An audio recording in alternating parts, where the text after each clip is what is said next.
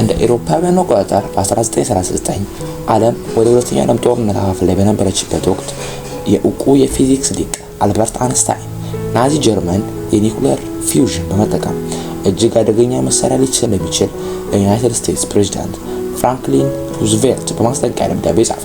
አንስታይን ራሱ የአቶሚክ ቦምብ ባይሰራም የሱ ታዋቂ E=mc² ቀመር ጥቂት ቁስ አካል እጅግ ከፍተኛ ኃይል ማመንጨት እንደሚችል ያረጋገጠ ነበር።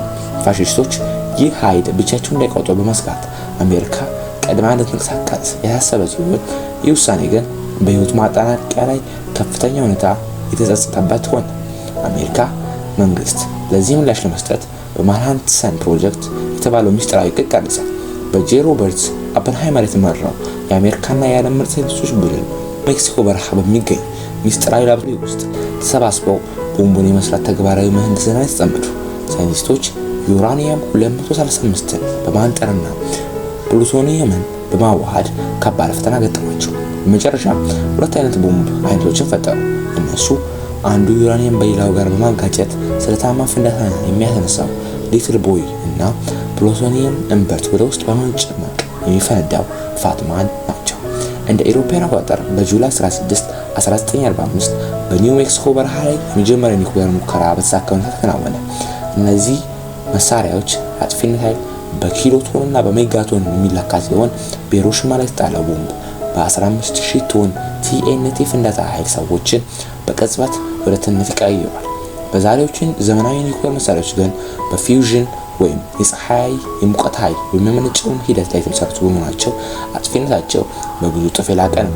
ፍንዳታው 4 አስከፊ ደረጃዎች አሉት። መጀመሪያ አካባቢ የሚያቃጥል ከፍተኛ ሙቀት ጨረር ይለቃል። በመቀጠል በድምጽ ፍጥነት የሚቀድመው የነፋስ ማዕበል ህንፃዎችን ይገላል። ሶስተኛው የኤሌክትሮማግኔቲክስ ሞገድ ሁሉንም የቴክኖሎጂ መሰረተ ልማቶች ያሰናክላል። በመጨረሻም የሚረጨው የራዲዮ አክቲቭ አመድ ስነ ምህዳሩን ለትውልድ ይመርዛል። ዛሬ ላይ የዓለምን ማጥፋት አቅም የጨበጡ 9 ሀገራት አሉ።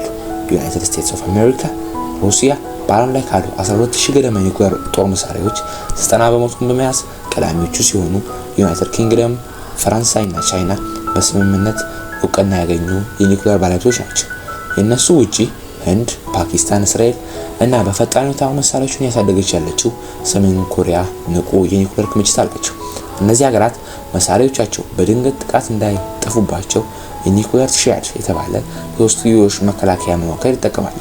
ይህም ከምድር ላይ የሚተኮሱ ረጅም ርቀት ተወንጫፊ ሚሳኤሎች በበረራ ላይ ያሉ እንኳን ሊሰረዙ የሚችሉ ስትራቴጂካዊ የተዋጊ አውሮፕላንና በውቅያኖስ ጥልቀት ውስጥ ተደብቀው ጥቃት ለመሰንዘር የተዘጋጁ ኒኩሌር ሰርጓጅ መርከቦች ይጠቃልላል።